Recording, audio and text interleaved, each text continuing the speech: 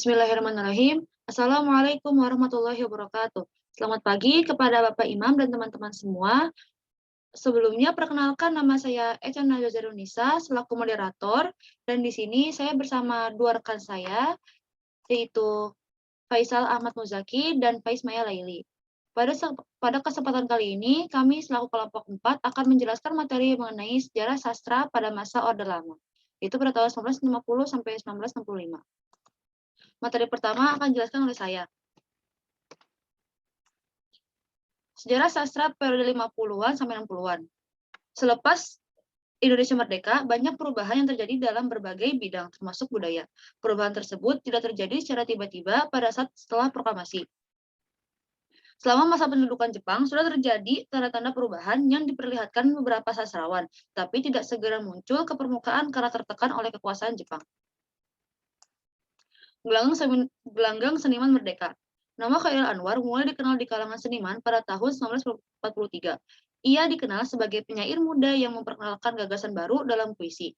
3 kumpulan puisi Khairil yaitu Deru Campur Debu 1949, Kerikil Tajam dan Yang Terampas Putus 1949, atau Tiga Menguak Takdir 1950, merupakan sejumlah puisi yang selama bertahun-tahun hidup dan memumpahkan antusiasme dalam sejarah sastra Indonesia, sekaligus referensi yang telah memasuki lubuk teks, dunia pendidikan, dan bidang kajian penelitian sastra.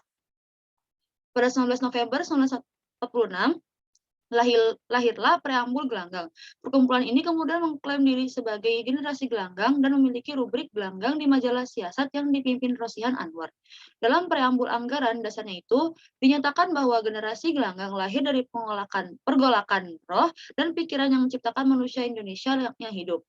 Preambul tersebut dipertegas dengan terbit antologi puisi yang terbitkan oleh Khairil Anwar, Rifai Afin, dan Asrul Sani yang berjudul Tiga Menguak Takdir 1999. Kumpulan puisi tersebut menolak konsep Sultan Takdir Ali Syabana yang cenderung menatap Barat secara membabi buta. Melihat kenyataan-kenyataan tersebut, banyak orang menganggap telah lahir angkatan baru. Rosihan Anwar dalam majalah Siasat edisi 9 Januari 1949 mengenalkan istilah angkatan 45 kepada generasi gelanggang tersebut. Nama lain yang ditawarkan berbagai pihak adalah Angkatan Kemerdekaan, Angkatan Khairil Anwar, Angkatan Sesudah Perang, Angkatan Pembebasan, dan Generasi Gelanggang. Konsep kepengarangan mereka dirumuskan dalam surat terbuka yang diberi nama Surat Kepercayaan Gelanggang atau SKG, disusun oleh Asrul Sani 18 Februari 1950, setahun setelah kematian Khairil Anwar. Lalu ada Lembaga Kebudayaan Rakyat atau Lekra. Lembaga Kebudayaan Rakyat atau dikenal dengan Lekra didirikan atas inisiatif DNID Nyoto, MS Ashar, dan AS Darta pada tanggal 17 Agustus 1950. Sekretaris Jenderal pertama 1950 sampai 1959 adalah AS Darta Lekra, memiliki beberapa seksi, yaitu seksi sastra, seni rupa, seni suara, seni drama, film, filsafat, dan olahraga. Pada mukadimah kelahiran, tegas-tegas disebutkan mengenai paham realisme sosial atau paham seni rakyat. Lalu ada Lembaga Kebudayaan Rakyat Mukadimah. Lekra bekerja khusus di lapangan kebudayaan. Dan untuk masa ini terutama di lapangan kesenian dan ilmu. Lekra menghimpun tenaga dan kegiatan seniman-seniman, sarjana-sarjana pekerja-pekerja kebudayaan lainnya.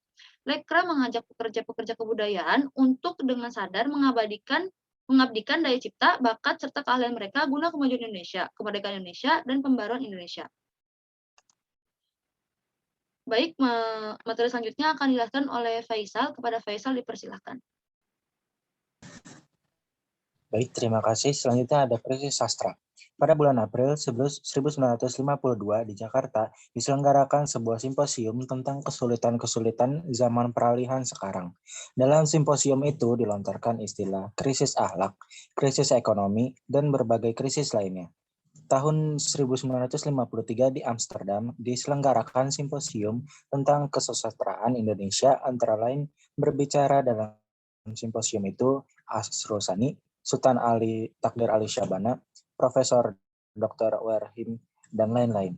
Disinilah untuk pertama kali dibicarakan tentang impose atau kemacetan dan krisis sastra Indonesia sebagai akibat dari gagalnya revolusi Indonesia. Tetapi persoalan tentang krisis baru menjadi bahan pembicaraan yang ramai ketika terbit majalah Konfrontasi pada pertengahan tahun 1954. Nomor pertama majalah ini memuat esai Sujatmoko berjudul Mengapa Konfrontasi. Dalam karangan ini secara tandas dikatakan oleh penulisnya bahwa sastra penulisnya sedang mengalami krisis. Sujatmoko mengatakan bahwa sastra Indonesia sedang mengalami krisis karena yang ditulis hanya cerpen-cerpen kecil yang berlingkar sekitar psikologisme perseorangan semata-mata. Roman-roman besar tak ada ditulis. Selanjutnya ada majalah kisah. Majalah ini menjadi penting karena merupakan majalah sastra yang mengutamakan cerpen. Majalah ini diterbitkan oleh Sujati S.A. dengan redaksi M. Balfas, Idrus, dan H.B. Yasin. Majalah ini memuat para pengarang muda, pembahasan cerita pendek, sajak, esai, dan lain-lain. Sejak 1955, majalah ini menambah rubrik khusus bernama Persada untuk sajak dan esai dengan redaksi khusus Ramadan, Kiai Haji, dan Nugroho Noto Susanto. Selanjutnya, manifestasi kebudayaan atau Manikebu. Perubahan pemerintahan dari demokrasi liberal ke demokrasi terpimpin tidak menjadikan kondisi politik Indonesia makin membaik. Keluarnya Manifesto Politik Republik Indonesia atau Manipol dengan ketetapan MPRS nomor 1 garing MPRS garing 1960 yang menetapkan 5 pokok sebagai garis besar haluan negara atau GBHN, yaitu Undang-Undang Dasar 1945, Sosialisme Indonesia, Demokrasi Terpimpin, Ekonomi Terpimpin, dan Kepribadian Indonesia yang kemudian dikenal Manipol Usdek, memperbesar pengaruh PKI. Hal itu tentunya menguntungkan organisasi yang bernaung di bawahnya, seperti Lekra. Naskah Manifest Kebudayaan dibuat oleh Wiratmo Sukito, dimuat pertama kali dalam Ruang Kebudayaan Harian Republik Berita Republik 1919 Oktober 1963 dan majalah Sastra. Setelah Manifest Kebudayaan diumumkan melalui media massa, pendukung Manifest Kebudayaan muncul di pelbagai kota. Beberapa dukungan muncul berupa pernyataan masyarakat kebudayaan di Palembang, seperti Badan Pembina Teater Nasional Indonesia, Lembaga Seni Sastra Palembang, Lembaga Seniman Budayawan Muslimin Indonesia, Teater Muslim Wilayah Palembang, Himpunan Seni Budaya Islam, Ikatan Pencipta Seni, Himpunan Bekas Pelajar Kuronia, dan Pelajar Seniman Indonesia. Selanjutnya, ciri-ciri intrinsik puisi angkatan 50-an sampai 60-an.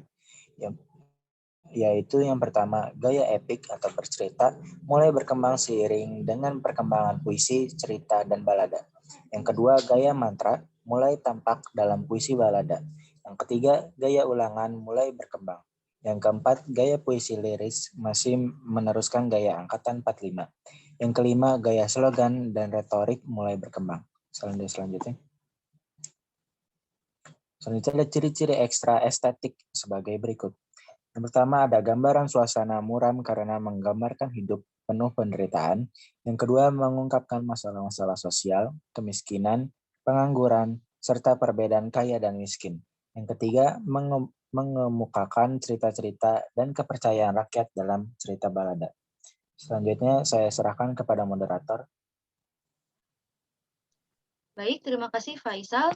Materi selanjutnya akan dijelaskan oleh Faiz Maya. Kepada Faiz Maya dipersilahkan. Baik, terima kasih moderator. Selanjutnya ada ciri-ciri intrinsik prosa angkatan 50-an sampai 60-an. Yang A, ciri-ciri struktur estetik sebagai berikut. Angkatan 50 masih meneruskan ciri-ciri struktur estetik angkatan 45. Gaya bercerita pada periode angkatan 50 murni bercerita, yaitu menyajikan cerita saja tanpa menyisipkan komentar, pikiran-pikiran sendiri, atau pandangan-pandangan. Selanjutnya, yang B ada ciri-ciri ekstra estetik sebagai berikut. Yang pertama, cerita perang mulai berkurang. Yang kedua, menggambarkan kehidupan masyarakat sehari-hari. Yang ketiga, mengemukakan kehidupan perdesaan dan daerah. Yang keempat, mengemukakan pertentangan politik. Selanjutnya ada penulis dan karya sastra angkatan 1950-an sampai 1960-an. Yang pertama ada Pramodia Anantatoer dengan karya Keranji dan Bekasi Jatuh 1947, Bukan Pasar Malam 1951, Di Tepi Kali Bekasi 1951. Selanjutnya. Yang kedua ada Ajib Rashidi dengan karya Tahun-tahun Kematian 1955, Di Tengah Keluarga 1956, Sebuah Rumah Buat Hari Tua 1957. Selanjutnya. Yang ketiga ada Ali Akbar Nafis dengan karya Robohnya Surau Kami, 8 cerita pendek pilihan 1955, Biang Lala, kumpulan cerita pendek 1963, Hujan Panas 1964. Selanjutnya. Jadi kesimpulannya adalah lewat gelanggang itu para seniman yang dimotori Haidar Anwar, Asrul Sani, dan Idrus berkumpul dan merealisasikan kemerdekaan dan mengisinya dengan menciptakan karya-karya penting sehingga melahirkan sebuah generasi baru yang berbeda dengan pujangga baru dan generasi sebelumnya. Mereka membentuk perkumpulan kebudayaan yang bernama Gelanggang Seniman Merdeka dan mengklaim sebagai generasi gelanggang. Periode ini lahirlah Lembaga Kebudayaan Rakyat atau LEKRA yang mendukung realisme sosial yang berbeda dengan generasi gelanggang yang mendukung humanisme universal. Berbagai pertikaian itulah yang akhirnya membuat para sastrawan tidak lagi menulis karya-karya penting yang diterbitkan menjadi sebuah, sehingga beberapa pemerhati sastra menganggap kondisi waktu itu sebagai krisis sastra. Kumpulan sajak penting pada periode itu yaitu Etsa dan Suara Karya, Toto Sudarto Bahtiar. Adapun di bidang prosa, gaya bercerita sastrawan pada angkatan 50 adalah gaya murni bercerita. Selanjutnya. Jadi sarannya, dengan adanya sejarah sastra, kita sebagai mahasiswa yang relevan dengan program studi yang diminati harus mengetahui sejarah sastra setiap periodenya dan berharap dapat menghargai karya terdahulu, mempelajarinya, dan melestarikannya. Terima kasih, saya serahkan kepada moderator. Baik, terima kasih Faismaya. Sekian dari materi yang kami sampaikan. Kami mohon maaf apabila ada kesalahan kata dan pengucapan kalimat. Sekian dari kelompok 4. Terima kasih. Wassalamualaikum warahmatullahi wabarakatuh.